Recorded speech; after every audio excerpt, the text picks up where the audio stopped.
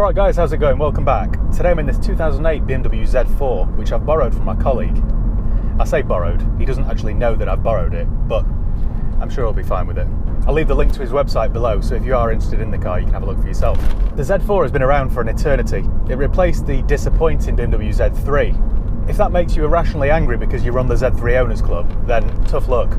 It wasn't a great car that, but fortunately the Z4 is much better. Styling wise, I think it looks great. It gives a subtle nod to the BMW Z8, which is one of my lottery win cars.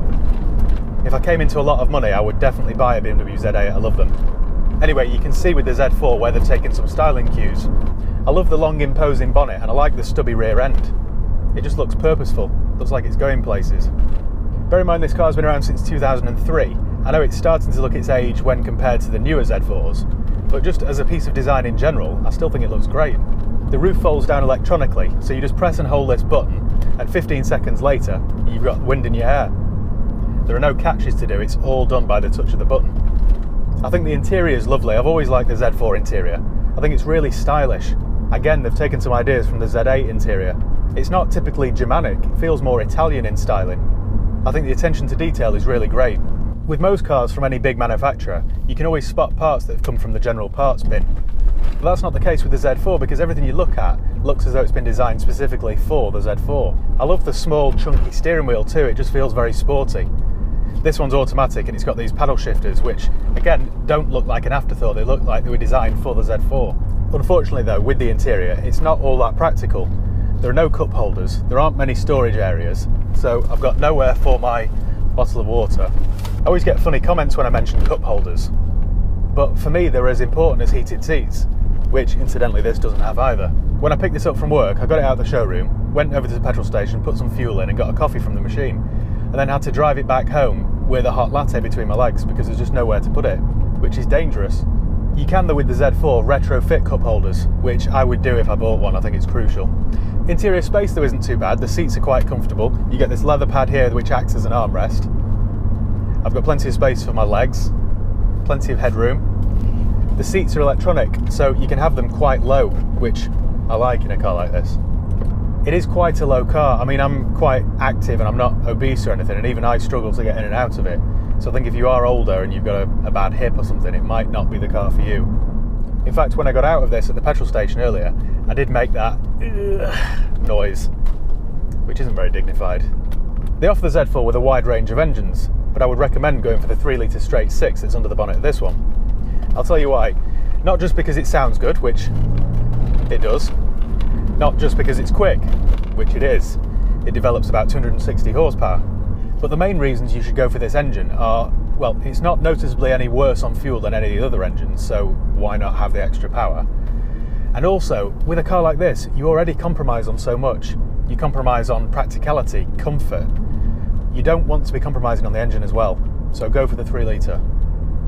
Even this 3-litre will do 22 miles per gallon around town and up to 35 miles per gallon on a run, so they're really not that expensive to fuel. This one has the automatic gearbox, which for everyday use is far easier to live with than the manual. But if you're buying a Z4 as a weekend toy, then you really want to go for the manual because it's much more fun to drive. But if you're buying it as your one and only car, I'd probably recommend going for the auto. It's not some modern sporty twin clutch gearbox, it's an old-fashioned auto with a torque converter, which means it's not the quickest to respond. So if you put your foot down, it does take a fraction of a second longer than I would like. So it might not be the sportiest of gearboxes, but if you go for an auto, it just means living with it is that little bit more easy. You can of course knock it into manual mode and change gears with the paddles, but don't expect wonders from it. In terms of what it's like to drive, it's good fun. You've got a big engine up front which sends drive to the rear wheels, so even in an auto it's quite easy to spin the rear wheels. And the power does pin you into your seat actually.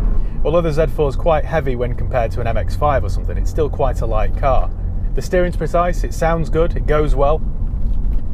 The only thing I don't like about the Z4 is the ride. You can probably tell from the shaky camera, but the ride is firm. This isn't helped by the fact that this has run-flat tyres. You'll notice if you drive a Z4 with run-flat tyres, it handles almost as if it's on rails. which isn't a compliment by the way. It tram lines all over the place, and that can only be because of the rock hard run flat tyres. So personally, if I owned a Z4, I would swap them over and put just regular tyres on with a softer sidewall, because the ride is a little bit unbearable. If you're worried about getting a flat tyre and not having a spare, you could always just buy one of those tins of foam just to get you out of an emergency. That's what I'd do. I mean, to be honest, in my 13 years of driving, I've never had a puncture and had to change my wheel at the side of the road. A lot of modern cars don't even come with spares anymore anyway. I'd rather take my chances and have that 1 in 1,000 chance of being caught short without a spare than having a hard ride 100% of the time. Right, so on to common issues. Remember, you're buying an aging BMW, so you're going to have the odd thing that goes wrong from time to time. If you're put off by this, you really need to go and buy a brand new Corolla with a warranty. I think personally, to buy such a quality little sports car for under £10,000, you've got to expect the odd repair bill. But I wouldn't call it a money pit. It's an older BMW, so you're probably going to have issues with coolant pipes. They tend to burn a little bit of oil as they age. You might have to replace the odd air conditioning condenser or window regulator, but these are all fairly standard things that aren't that expensive to sort out. One common issue with the Z4 is the electric motor for the roof. Where they position the motor in the back is an area that can get damp and wet, and once the water gets into the motor, it can just burn it out.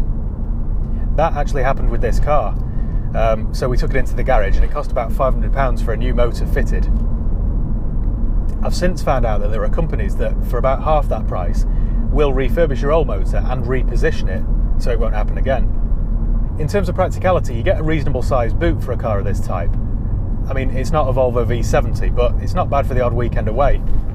That's about it for practicality. There are a couple of little storage compartments inside the car, but yeah, it's not the most practical car. But if you're buying a 2-seat sports car, you've got to compromise some practicality. That said, you could live with this on a daily basis quite easily.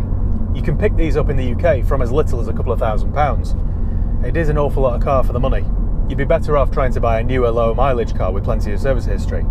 I think a late registered 6-cylinder in a good colour will always hold its money. The 4-cylinder engines can have head gasket issues, so you're better off with the 6.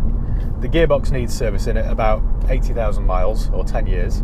To give you an example on price, the car that I'm in is a 2008 model with 56,000 miles on the clock in a desirable colour, and that's for sale for $7,995. If you're in the market for a Z4, I wouldn't be put off by looking at one with multiple owners, because this kind of car, it's a very seasonal car. So you often find in the classifieds, a 10-year-old Z4 could have had 6, 8, even 10 owners. But don't be put off by that, because it's the kind of car that somebody would buy because they've always fancied one, keep it for a year, realise they hardly use it, and then move it on. So as long as the car's nice and the history stacks up, yeah, don't be put off by a multiple owner car.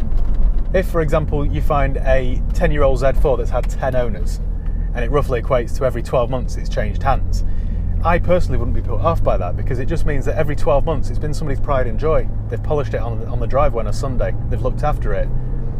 Far better than buying a one-owner car that's just slowly been neglected and neglected. That's just my take on it anyway. So yeah, don't be put off by multiple owner cars. It is quite easy though to have some fun in this, especially the auto. All you've got to do is stamp on the accelerator and you're off. Even the most talentless drivers can get a grin on their face from driving the Z4. That's one thing I've not mentioned actually. Visibility isn't great with the roof up.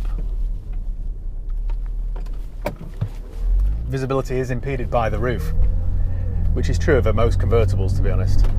It was especially a problem when I was driving like a right-hand drive convertible in Spain. When joining the motorway, you'd have to look over your shoulder this way and you just couldn't see. So the Z4, it's like a more luxurious, better equipped, faster MX-5. It's an MX-5 with bigger cojones. Or cajones. No, it's cojones, isn't it? I always get those two confused. One means testicles and the other means chest of drawers. Which isn't really a problem usually, until you're in IKEA Malaga and you're asking the assistant for a big set of testicles for your bedroom. Then it can be a little bit embarrassing, so you better know the difference between the two. If you're interested in Z4s, check out the channel It's Joel, because he owns a Z4 and he's done loads of videos with it, so that's worth a look. So thanks once again for watching. Make sure you give the video a thumbs up if you enjoyed it. Make sure you subscribe if you haven't done already. You can follow me on Facebook, Instagram, Twitter. I'll leave the link below. Yeah, if you've got any questions or comments, let me know and I'll do my best to get back to you. So cheers guys, I'll see you next time.